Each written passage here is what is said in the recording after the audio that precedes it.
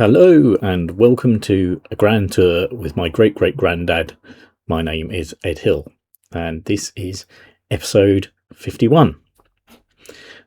So I'm doing things a bit differently. This is a kind of YouTube version of the podcast where there's going to be actually more kind of visual input and more stuff of me on screen yabbiting on about the podcast. Just to explain, the podcast is based around the journals of my great-great-grandfather, which were written in the 1840s about his time as an engineer travelling around, firstly Europe and then in Mexico. Basically, he's a pioneer of early steam power. So in Italy, which is where his destination is firstly, in Europe, he is a train driver in the city of Milan on one of the very earliest steam railways in Italy. And then he gets a job travelling across the Atlantic to Mexico to work in the mint in a place called Zacatecas, where they're coining silver coins, particularly the silver dollar, which is then exported around the world because at that point the Mexican silver dollar was almost like a universal currency. So William, who comes from Britain, is using his expertise really to gain employment around the world in various steam machinery related projects. And that's basically what the podcast is based around. And William wrote these journals about his trips and his travels and his sort of daily observations. So in the audio podcast, what I do is I read from the journals and then I stop to explain things that William has commented on or referenced, or some of the observations he's made, or just maybe something else that has sort of interests me that he talks about, which I'll then explore more in a kind of historical context. And that's basically how the podcast works. I read a bit from the journals, then I stop and I explain a bit, and then I read a bit more, and then I stop and explain a bit, and then I read a bit more, and so on and so forth.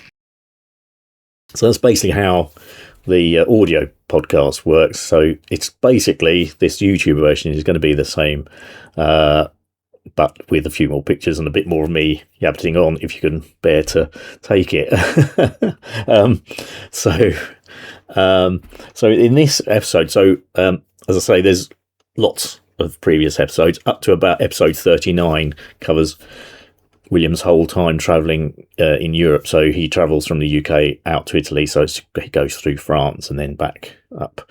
After he's been in Italy for 2 years, he comes back all the way through the Rhine and back through Germany and up to Belgium and then through Ostend and back to the UK. So that sort of is covered in the first 39 episodes. And then beyond that is his time travelling across the Atlantic and then making his way to Zacatecas in Mexico, which Zacatecas is a city that's pretty well, I would say, very much in the centre of Mexico, and at that time, and to some degree still is, a centre for the excavation and mining of silver. And it's had a very long history of doing that, and it's still doing that to this day. In fact, I think Mexico is, the second biggest supplier of silver to the world, even at this time. So it has a long history going back, and William is part of this basically movement. At the time, Mexico had had its revolution to get away from the power of Spain, of being ruled by Spain. But during that time, while it was having that war against its imperial overseers, the Spanish, the mines had got neglected, and they'd filled up with water and so forth. So the Mexicans and the Mexican government were keen to get foreign investment and foreign companies involved to help revive their mining industries, precious metal mining industry, and particularly countries like the UK, to some extent Germany, and America as well to some degree. But funnily enough, particularly Britain at this time were keen to be part of this. And so Will, if you like, is a kind of technician who makes his way there as part of this sort of I suppose you could call it sort of European brain drain to help the Mexican mining industry modernise and start to use steam power, not only to pump out the mines, but in William's case to actually help make the coins and mechanise that process. So at the end of episode 50, William had been in Zacatecas for about 4 months, but unfortunately, when he'd first got there after travelling all the way into the centre of Mexico, not long after he got to Zacatecas, he went to the mint to kind of look at the machinery and start inspecting it and so forth and make plans. And he had a very bad accident where he fell down a sort of pit and very badly injured himself, particularly in his bottom area, basically. He sort of ruptured something, and this led on to something called a fistula, which is basically a kind of swelling of the affected area. If you look up fistula, it'll explain exactly what it is. But anyway, it caused him a great deal of pain, but it actually also put him out of action for nearly 2 sort of months. So in this episode, he's still recovering from that injury, but he is getting better, and he's beginning to explore Zacatecas, the town itself, and its surrounding area. So this is where we begin to hear him describing some of the buildings of Zacatecas, prominent buildings of Zacatecas, and also particularly some of the religious ceremonies that are going on in the city, of which there are many. Mexico being a Catholic country, and a very devout Catholic country at this time, seems to have a lot of ceremonies every day for various saints, and this is something William, as I think, a kind of his background is definitely some sort of Protestant sort of religious kind of background, is something that's a bit of an eye opener to William, and to be honest, something that he quite often makes fun of and criticises. From his point of view, he sees a lot of the rituals involved in Catholicism as being, a bit over the top and unnecessary, and mummeries, as he calls them, and things like that. This is a theme that's gone on throughout the journals. Also, he says these things when he's in Italy as well. So, he's, I would say, to some degree, you would say anti-Catholic, really. But he sees a lot of hypocrisy, basically, in the way the Catholic Church operates. And so you'll occasionally get his comments about that in that tone. But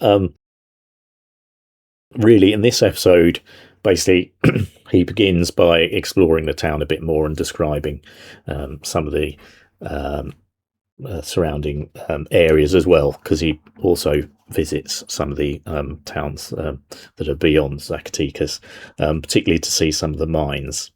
As you can imagine, the mining and mint industries are kind of almost symbiotic. Obviously, the silver ore has to be excavated from the mines. It has to be processed to be extricated from the ore to become pure silver, and then that pure silver is then, of course, turned into these silver coins. And importantly, in Mexico at that time, the only way the silver could be exported legally from the government's point of view is that it had to be turned into coins first. So it's an important part of Mexico's economy is to produce as many silver coins as they can, and I suppose this is why they wanted someone like William to come along and add an element of mechanisation to it, steam mechanisation to it, rather than relying on mainly horse and mule power to drive these things, which is the case when William gets there. So that's it, basically. Just quickly say as I do at the beginning of all the other podcasts that I've done. There are social media ways in which you can contact me if you want to regarding the podcast. There's a Blue Sky account, which is, I'll just make a note, Scott's Grand Tour at bsky.social. There's a Twitter or X thread that's been going a long time. It's called Scott of the Historic, and that's at 3G Grand Tour. That's the number 3G Grand Tour. And there's a Facebook page as well, which again is another way you can direct message me if you want to, or just make any comments about the podcast. If you know something about some of the history I'm talking about more than me, do let me know, because it's good to be corrected on things. And as I say, I'm not an expert on all this history. It's just doing my own research and talking about it. So the Facebook page is at Grand Tour with my great-great-granddad. So you can direct message me there as well, and you'll also see all the previous episodes posted on all those social media accounts as well. So that's the way you can contact me if you wish. So that's it. Sorry for this rather long introduction. I'm going to try and make them shorter if possible as we go on. So here is episode 51. In the next bit, you'll hear me reading from the journals. You won't see me, but then when I start to talk about some of the history, you'll see me again. So I hope you enjoy it.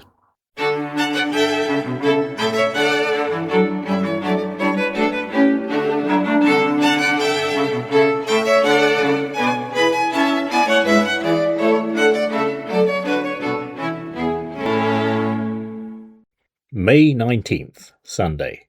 Visited the plaza this morning before breakfast and found a large supply of fruit and vegetables.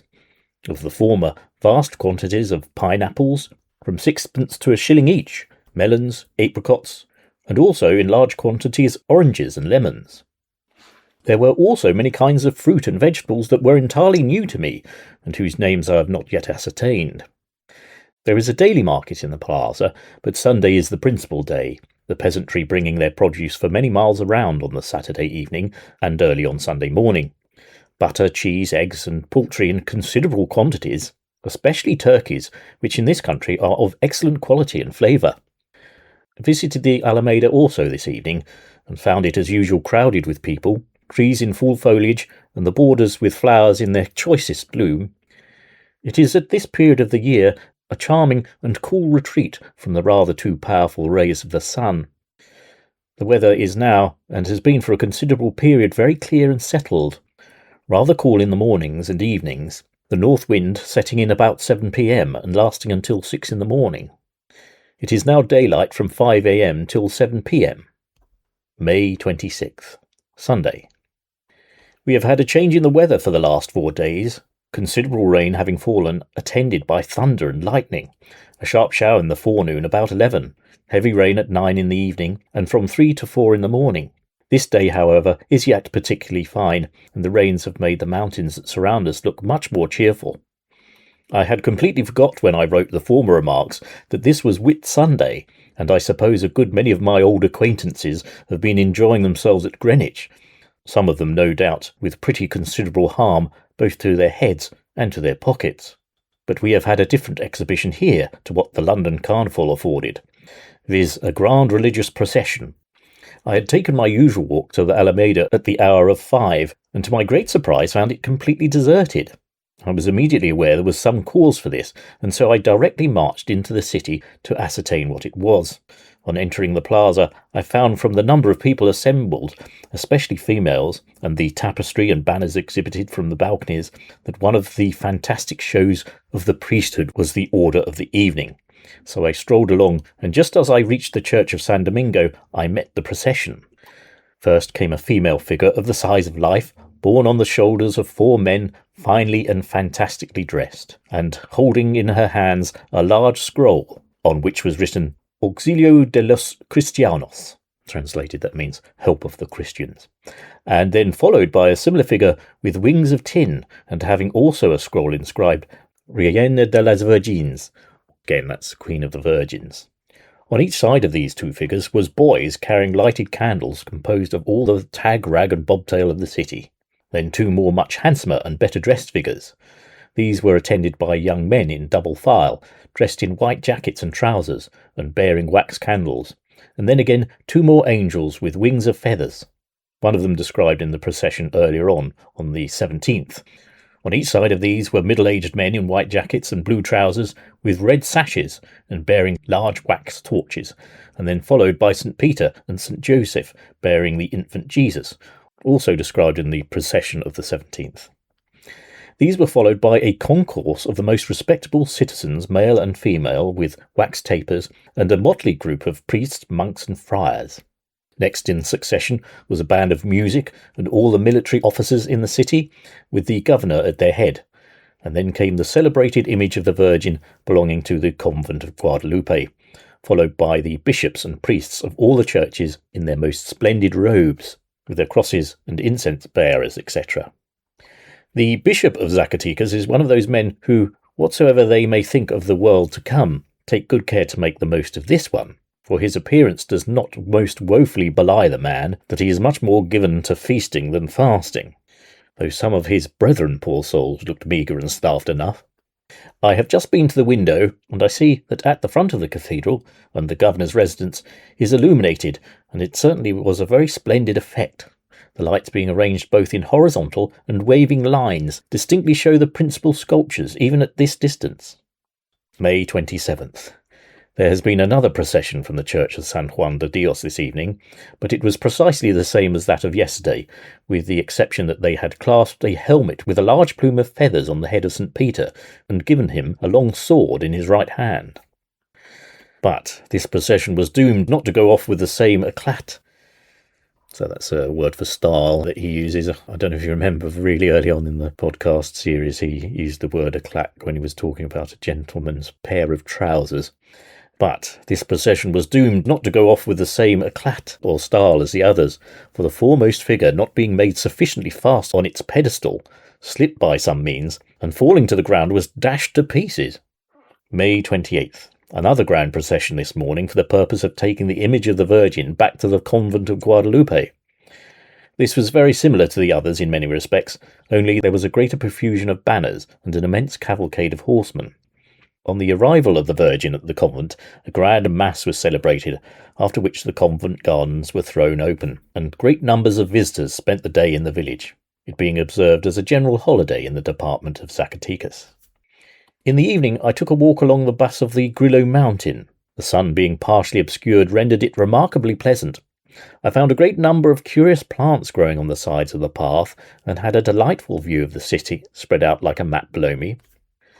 Visited the Alameda San Francisco, a small but beautiful spot situated at the northern extremity of the city, and immediately adjoining the convent of that name. This is a favourite place of resort for the inhabitants on moonlit evenings, being often crowded with people till midnight. June 1st. Was awoke at 4 o'clock this morning by the firing of guns and ringing of bells, in all the glories of the most imaginable discord. Tomorrow being Trinity Sunday and a grand festival, all this infernal noise and din was being made on that occasion. Also, the birthday of my oldest daughter, Isabella, who, if the Almighty has been pleased to spare her, has reached her 6th year today. Also, the anniversary of the great victory of Lord Howe in 1794. So, I'll explain that a little later about this famous Battle of Lord Howe. Half a century has passed since that occasion, and how has the aspect of the world and its governments changed since that day? Yes, in Europe alone, the mighty empire of France, which at one period threatened to extend its limits to the boundaries of the continent itself. Ah, that empire and its mighty head reached the pinnacle of their greatness, and what had taken years of toil and warfare, millions of blood and treasure, was in a few short months swept away forever. And then came the Congress of the Conquerors, and they was going to settle the balance of power and parcel out kingdoms as to secure the universal and everlasting peace. Well, they restored the old Bourbons to the throne of France, and a few years saw them driven from it with ignominy and disgrace. And then they tacked the Netherlands to Holland and made it into a kingdom, and there too they lost their labour. The once mighty empire of Turkey has lost Greece and many of its possessions and has sunk into complete insignificance. I'm sure he's talking about the Ottoman Empire there. And Spain, once mighty Spain, whose idiot kings used to boast that the sun never set on their dominions. Where is thy mighty empire in the Western world? All converted, with the exception of the island of Cuba, into independent republics, and with a very small share of brains more than the parent, whilst thou and thy neighbour Portugal have sunk to worse than your former barbarism and poverty, torn to pieces by factions and cutting one another's throats by way of amusement. Such are a few of the changes which this last half-century has produced. June 2nd, Trinity Sunday. Grand procession of the priesthood in the cathedral at noon. At 8 o'clock in the evening, a procession by torchlight of the workmen belonging to the Mint, carrying the symbol of the Trinity. The principal inhabitants of the city also illuminated their houses in the evening. June 6th. Festival of Corpus Christi, or Corpus Domini, as they call it in Italy. The morning was ushered in by a salute of 21 guns from the citadel at 4 o'clock. The usual procession took place at 10, but to those who have seen the Italian ones it was a very poor affair. However, I must chronicle it such as it was. So at this point then, William lists this procession, I suppose, as it's sort of going past him, or as he sees it in its sort of linear marching formation. He uses the word banner here quite a lot, but I think he's written it in a way to visually represent it as well. So it says banner, St. Francis banner, and then he'll describe the people behind that banner. But when he mentions the saint's name, it's usually a statue. So I'm going to read it as statue rather than use the word banner. You can imagine there were probably banners, then a statue in the middle, and then the banner, another banner at the other side. But I'll read it as statue so it's a little bit clearer of what he's describing. First, there was a parcel of ragged boys with candles bearing the image of a child on a pedestal, surrounded by candles and artificial flowers. Then a statue, St. Francis, habited as a priest, and with a book in one hand and a candle in the other. Then a statue of St. Paul, in the habit of a Carmelite monk, with shaven crown, cross, card, and rosary.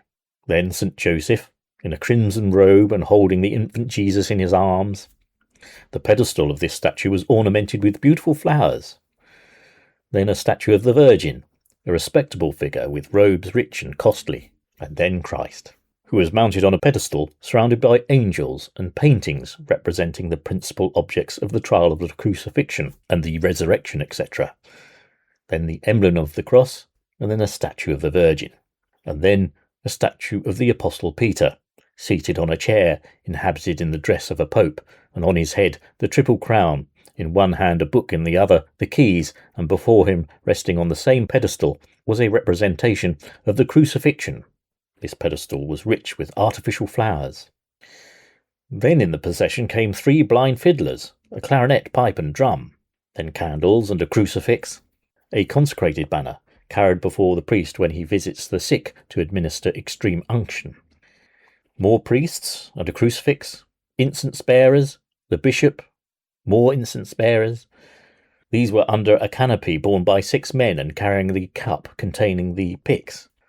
So the pyx is a small container that holds the holy bread or the Eucharist that people eat during Catholic or High Church ceremonies. Then in the procession came the band militaire and a troop of the infantry. Then the governor of the department of Zacatecas, attended by his suite in full uniform, the best part of the whole procession. Then the state carriage, drawn by 4 mules, in which the officiating priest goes to administer the unction. Trumpeters, 2 troops of cavalry, followed by an immense rabble, some of which had had the kindness to take my pocket handkerchief from its resting place. Fortunately only a cotton one. And a small memorandum book showing that this art is not confined exclusively to Europe, but these Mexicans are the most infernal thieves and liars in the universe. Right, I'm going to stop here at this point in the journal just to say a few things about what William has covered at this point. So just to begin, I think I should say that as you hear in that first section, there's a lot of processions going on in Zacatecas, religious ones, and this will become even more prevalent as the journal goes on. So I think he gets to the point where he just says a procession of this, that, and the other saint or whatever, because he gets fed up describing them in such detail each time. But at this point, he's still sort of enthusiastic enough to sort of describe them in depth. But this will continue throughout this section of the journals for quite a bit, and certainly in the last the last journal, after a while they just get referred to as, a procession of this, that, and the other saint today, or whatever particular religious festival occurs. As I think I mentioned before, Mexico at this time seems to be very, very keen on all these processions, even much more so than Italy, where the Catholic country where William had spent most of his time recently. So, I say recently, in 1840. So, so I think this amount of religious fervour and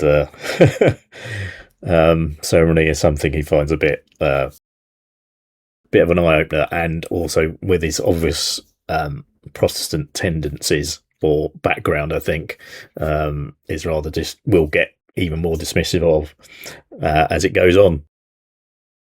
But I just thought I'd mention him. He goes to have this walk up the Grillo Mountain, the base of the Grillo Mountain. So I just thought I'd quickly say how this sort of kind of represents the geography of Zacatecas, because you've got the Grillo Mountain, or I think its proper title is the Serra del Grillo, and you've got La Bufa Mountain, which I mentioned before, and both of these are kind of symbolic mountains. Zacatecas itself sort of nestles in a valley between these mountains, and so in fact these days is actually a cable car that links the two, so you can go from one to the other.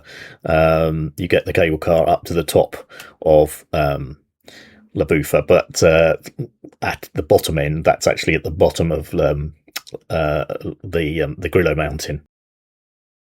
And I say, sort of geographically, they're kind of the sort of twin sister peaks that distinguish the geography of Zacatecas, and you can go up both, and you get a magnificent view of the city, as Will mentions here.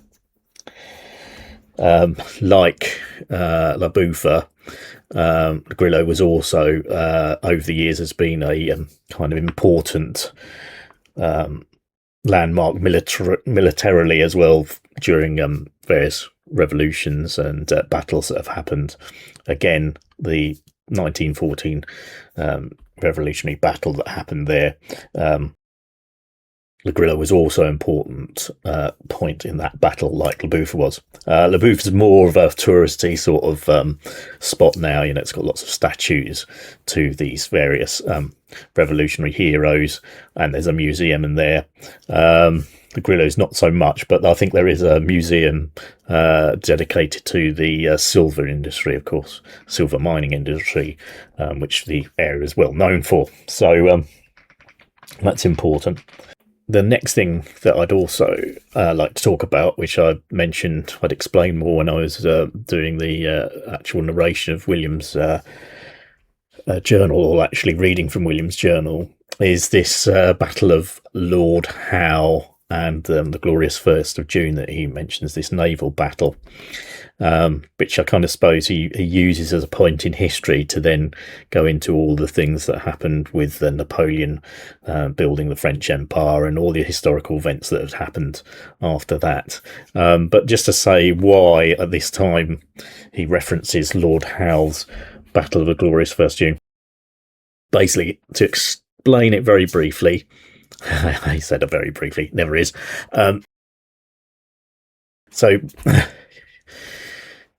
It was a battle after the French Revolution. So the French, as ever, were fighting us, the British. I say us, the British, and for dominance. And This came out of what was known as the French Revolutionary Wars with Britain. Now, what had happened, the French basically had got to the point where at home there was a bad famine. Their resources and food were getting extremely low, and they were depending on a big convoy that was going to come from America of grain ships ready to feed the population and bolster their resources and get the population healthy again, and no doubt the soldiers in the army and navy and sailors in the navy fit and well to fight and to carry on fighting. So if you like, that was kind of like the general overall background behind this battle. The French wanted to protect this convoy so it could get to France, and the British wanted to intercept the convoy and sink it so it wouldn't. And obviously, strategically, that would help them with their side of engagement and winning the battle. So anyway, really, the actual outcome of the battle is sort of no one really won. But in Britain, it was celebrated as a great battle because Lord Howe, basically, he introduced these new tactics in the battle. If you can imagine, normally naval battles would happen like this. You'd have one row of ships, so say this was the French, and you'd have one row of ships like this, and this was the British, all in line with each other, but also sailing parallel with each other, and they would fire across at each other. And these battles were never really very successful because it was just basically broadsides firing at each other like that across, and it often led to really not very successful engagements.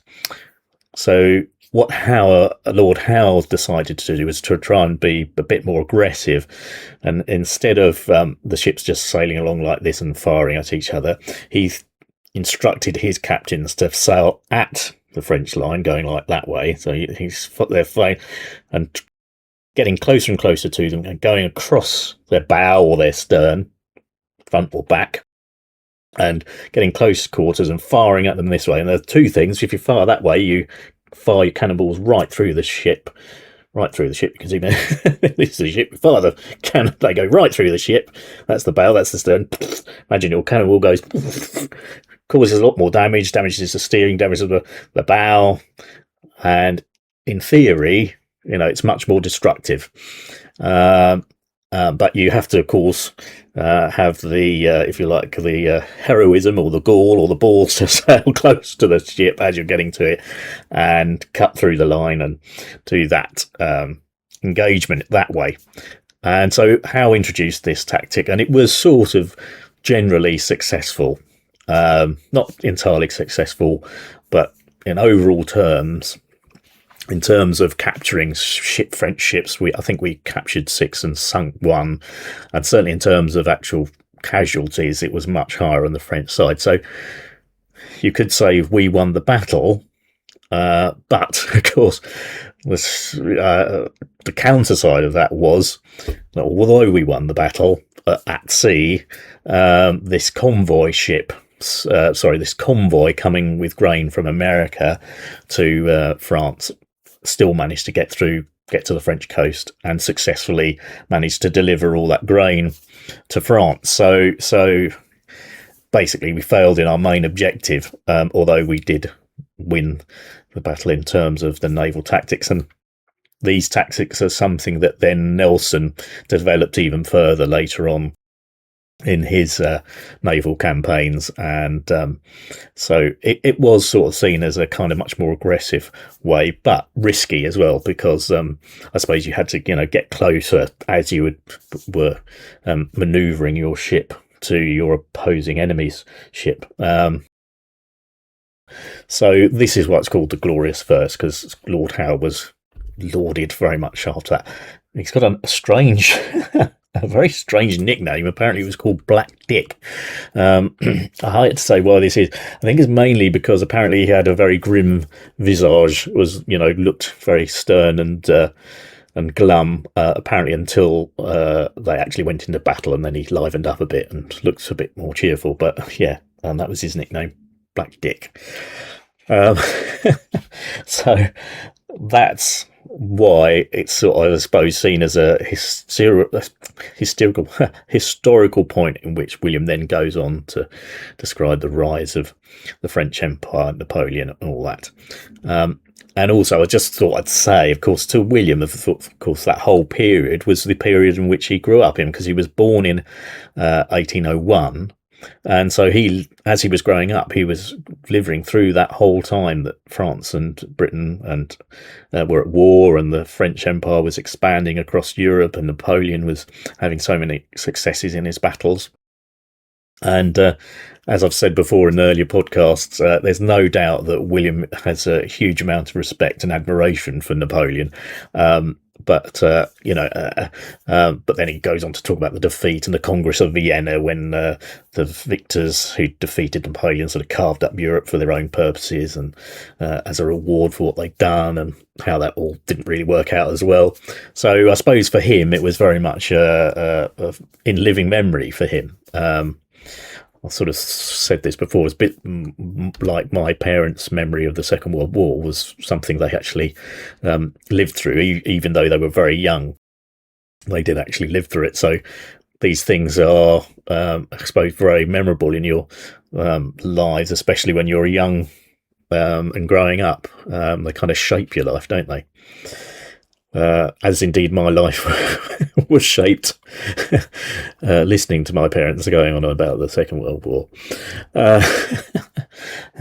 Again, no, I joke. My dad actually spoke very little of it, even though he was actually in the army during the Second War, only just right at the very end when he was very young. So the last thing I'd like to talk about is just because it kind of amused me really, with Will making this reference to how his handkerchief had been stolen while he was in the crowd watching this religious procession go by, and how the art, as he described it, is as much alive and well here in Mexico as it was in London, is the crime of pickpocketing. And I thought I'd just have a quick look into the history of it.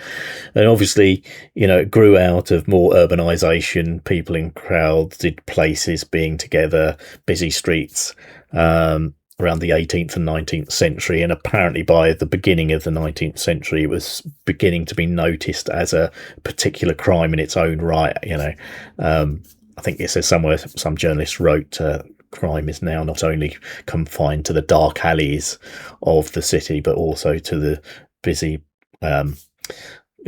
squares and plazas, or something like that. And of course, we're familiar with the idea of the young pickpocketers in Oliver Twist, of course, which Dickens kind of documents, I suppose.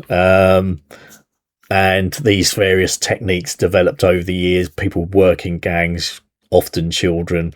I think they described as three main components or methods were used, as the bump, the distraction, and also the way of getting the goods away quickly from the person who'd had the item stolen from them. They describe them here as the tool, who's the person who actually did the pickpocketing, so they had to be very good at sleight of hand and doing that.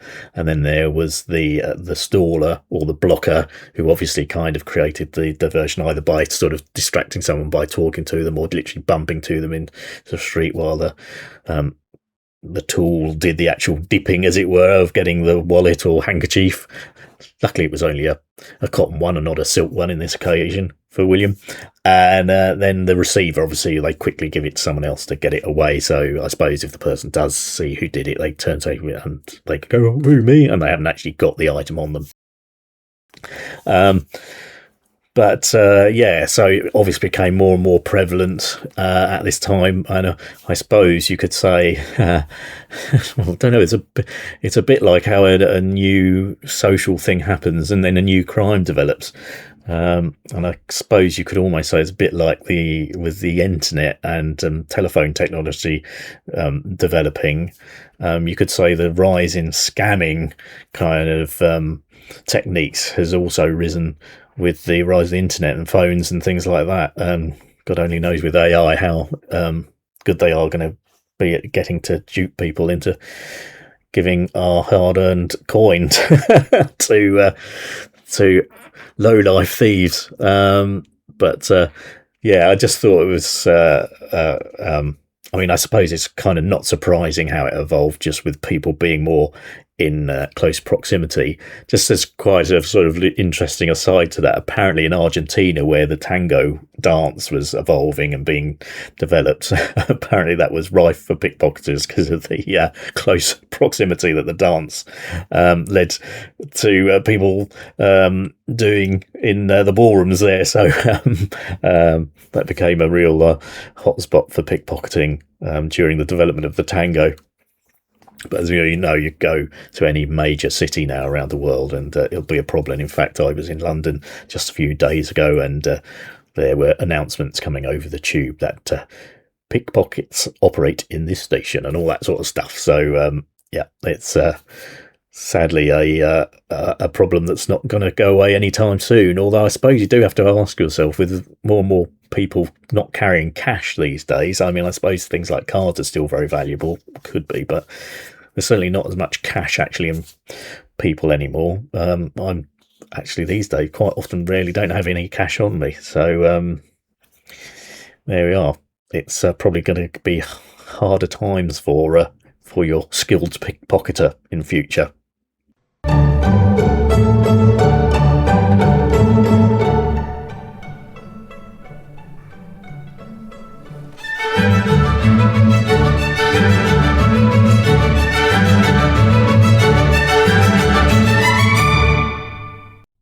June 9th.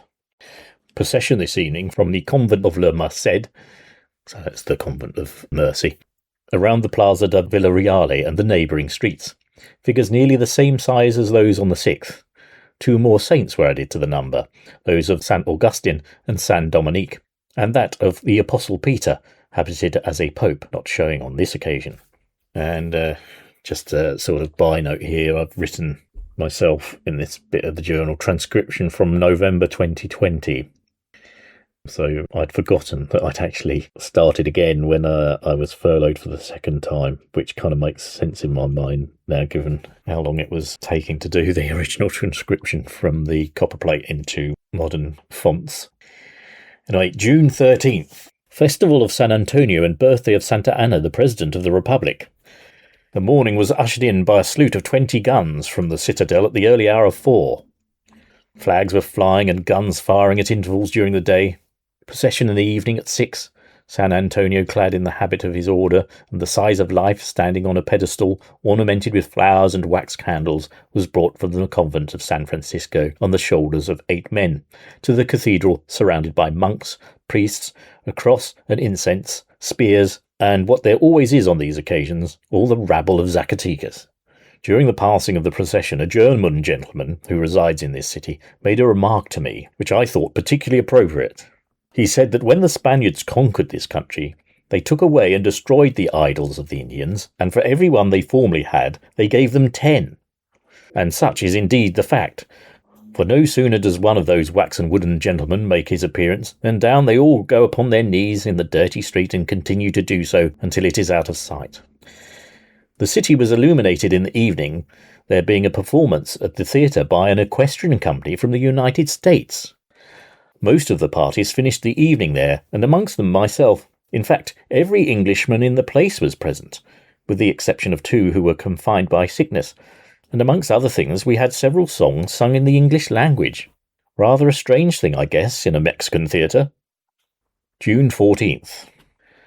Grand promenade, civil and military in the Alameda this evening, in the honour of Santa Anna.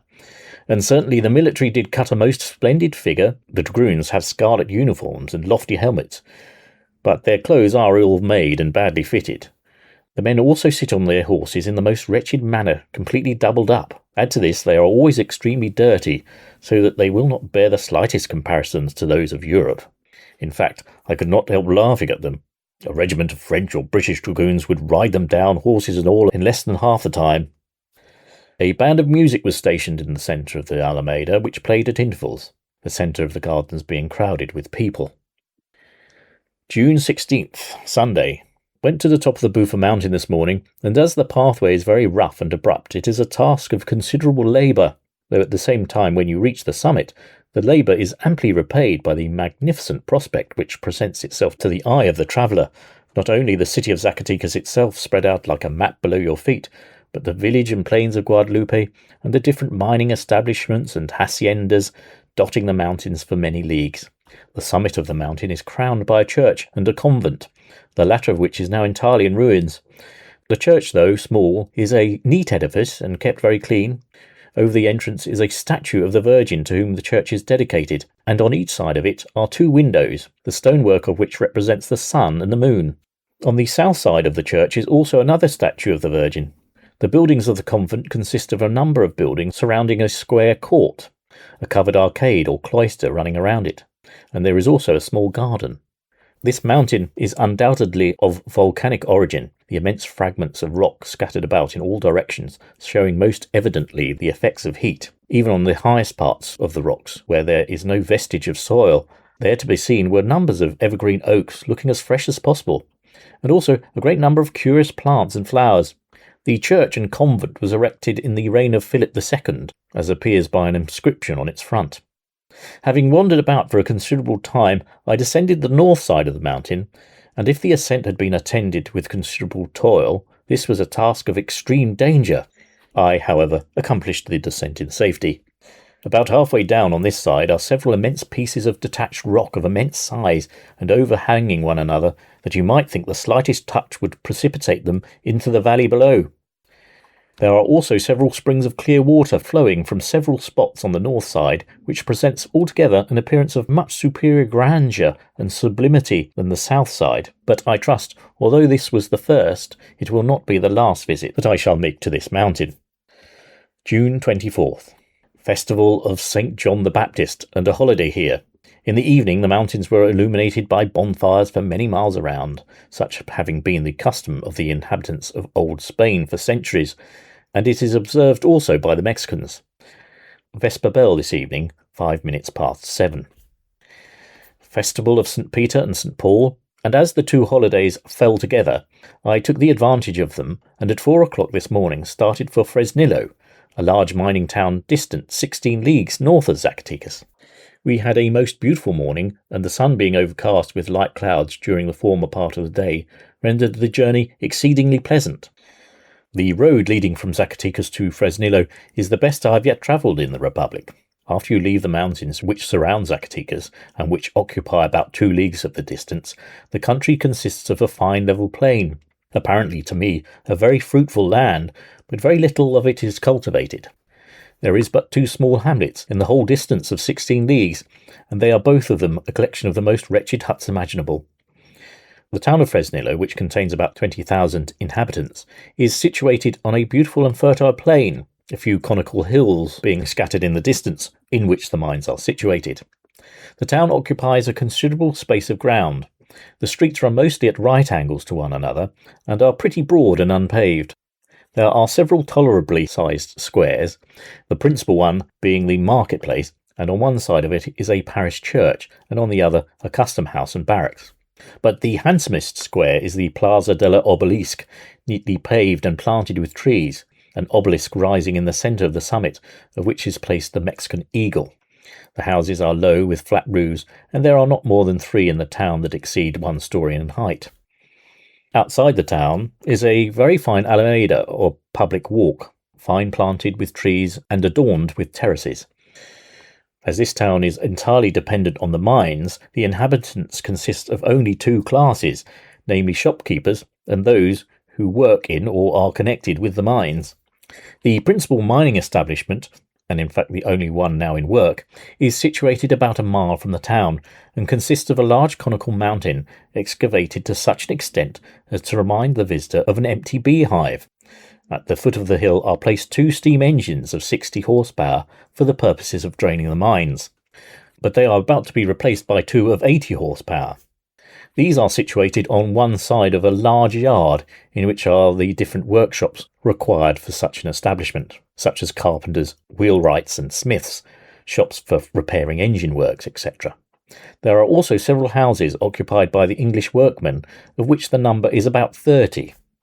The ores are drawn from the mine by horses and are then taken to the hacienda to undergo the various processes for extracting the metal.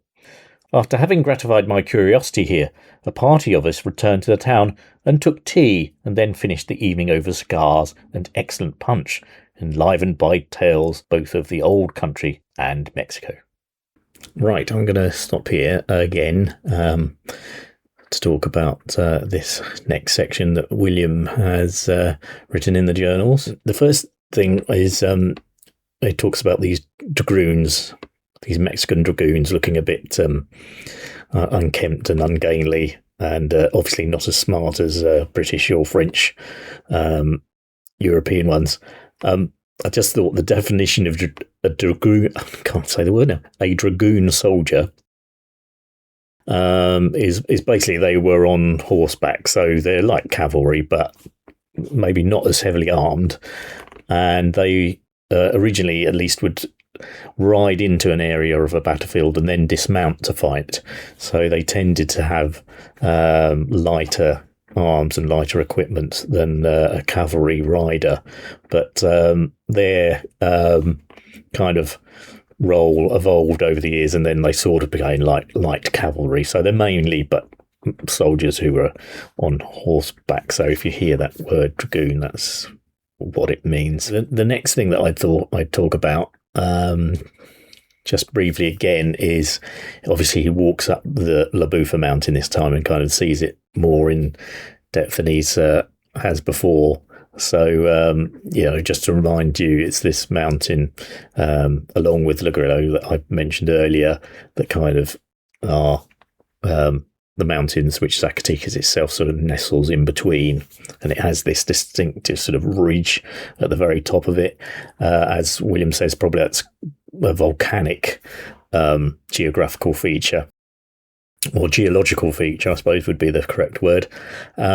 But it looks like a ridged back sort of thing sticking at the very top of this mountain. And because of its historical significance there now, there's a museum. There's also lots of statues dedicated to leaders of the Mexican Revolution in 1914 on horseback. And there's also this more ancient chapel there with this virgin figure who's historically very closely linked to Zacatecas. I think you'll hear later that she's another virgin figure that gets taken from this convent down into the city for religious ceremonies. Anyway, William then takes this trip to Fresnillo, which is a kind of, I suppose probably now it would be more of a suburb of Zacatecas, but it's at that time it was a separate little village. But I just thought it was quite interesting that William talks about the English miners that he encounters there, and says basically everyone there is involved in the mining in some way. If they're not in mining, they're shopkeepers supplying miners and mining operations. And even to this day, Fresnillo, which apparently is a word for ash tree, an ancient word for ash tree, but or Fresno is anyway. Anyway, it's still a very large producer of silver and gold. In Fresnillo itself, it's particularly silver, but there's a company called Fresnillo PLC. Fresnillo PLC, and they're listed on the London Stock Exchange. They're a massive silver mining company, global silver mining company. In fact, as I've mentioned before, Mexico still produces an awful lot of silver, as one of the biggest producer of silver in the world. And Fresnillo PLC itself is, I think, the largest company that supplies silver to the global market, and it does also supply gold as well. So it has both gold and silver mines, and in quite a lot of these mines, where they found silver, they also found gold. But yeah, I just thought it was quite interesting. He mentions that there are at least 30 Englishmen there, and also when he has his cup of coffee and the cigars later, he's discussing all these things with the Englishmen that happen to be there.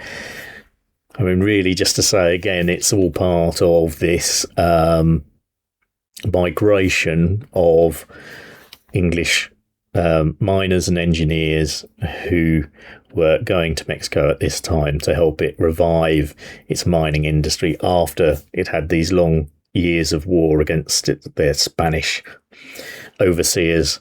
And so the mines had been neglected during that period. They were flooded, and Mexico wanted to revive its mining industry, so it was welcoming foreign investment and foreign technology to help it revive its mines. And a lot of the men particularly came from Cornwall. In fact, Fresnillo itself, there's not so many records about that, so it's interesting to read that William mentions these numbers of Englishmen there, because in records that's not widely known. So you could say this is where the document itself becomes a really valuable historical record. But certainly in other areas of Mexico, there was a heavy migration of particularly Cornish people coming to the country because of their expertise in tin mining, and the mining was sort of similar. And in fact, there was an area in Hidalgo, I think, called Little Cornwall. And even to this day, there's a dish which is a bit like a Cornish pasty that gets served up. And I think they also introduced football into Mexico. So there was a bit of for a brief time, quite an English and British impact in the area of these miners coming to this part of Mexico to bolster, I suppose, its mining industry. William mentions one of the nicest places in Fresnillo is this square, the Plaza del Obelisk, and that is still there, this obelisk. It was erected in 1833 to honour President Santa Anna.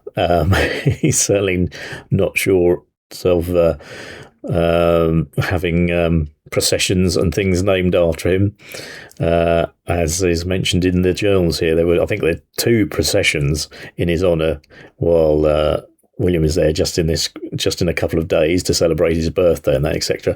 And indeed, this obelisk was erected in 1833 to his honour, but it is still there. I should say this area all has this very distinctive pink-coloured stone. So when you look at any of the buildings, the cathedrals, the monuments like this obelisk, arches and things like that, they all consist of this rather pretty, I would say, pink coloured stone that's quite distinctive of this area. But it is still there. Looking at it, you can see it's an obelisk that's made up of quite a lot of pieces going up into the pinnacle of it, where, as indeed you can see a Mexican eagle at the top, but quite small. It's funny how obelisks, when I was involved in stonework myself, you get different designs, and sometimes you try and maximise or minimise the number of pieces you had to make your obelisk, and sometimes you do the opposite and have lots of pieces on top of one another to make the shape. Anyway, so that's still there. It looks a bit chipped and a bit, I don't know whether they're sort of bullet holes or something in it. It looks like it might have had a few encounters with things like that over the years, but it is still there. So, just to finish, Fresnillo is still a big industrial and important town and city in Mexico in that way. But I just thought it'd be interesting to make the comparison, because William says that in 1843 the population was around 20,000. Now the population is 143,000 apparently. So just gives you an idea of how much these places expand over the time since William was there. Even in a relatively, I suppose you'd say, unpopulated or not city like Zacatecas itself, or Mexico City. In a way, these places you kind of imagine they'll expand hugely in that time. But Fresnillo, I mean, I suppose in 20,000 people, it'd be in the UK. It would be similar to a kind of, a kind of regional town. I suppose most towns average between 20 and 35,000, sort of urban, semi-urban towns. So I suppose now Fresnillo at 140,000 is pretty big. Lastly, I just thought I'd mention a couple of figures. So just to give you some kind of broader historical context about Fresnillo and its mining history, that goes back to the time of the Spanish colonial invasion and when they were pushing north to explore Mexico and find more minerals and more precious metals. And I think silver was first discovered in Fresnillo in the 1560s. So it's more than 400 years there's been mining of silver in that area. And in this, as I say, it's still an important part of its economy today, and Mexico's economy today, and it brings in millions of US dollars. In fact, just looking at this sign here, this figure here, in 2025, the revenue brought in by the Fresnillo PLC mining company was 4.56 billion US dollars. So that's a net income apparently of 1.57 billion US dollars. So it's interesting, really, isn't it? You hear a lot about Mexico in news terms, unfortunately, often negatively. Indeed, recently there was a lot of negative coverage about Mexico because of the outbreaks of violence that happened after one of the kingpins. I can't even say kingpins. Anyway, one of the major leaders of the Mexican drug cartels was killed by the Mexican authorities, and then there was this sort of outburst of violence all around Mexico in lots of places, including, funny enough, Zacatecas and Guadalupe was one of the ones that was particularly mentioned, which is very close to where William is in the journals. So you often hear about these very negative stories, really, about Mexico in modern times, but its importance in terms of these fundamental mining things, in terms of minerals and gold and silver, and indeed its general industry in general, gets spoken much less about in my professional life as a journalist about manufacturing. You know, there are huge plants in Mexico making modern things like cars and aeroplanes and things like that. So a lot of those companies have had investment from America, or indeed American companies have invested in Mexico. So it's not just the simple kind of negative picture that you always hear about, or that makes the headlines, put it that way.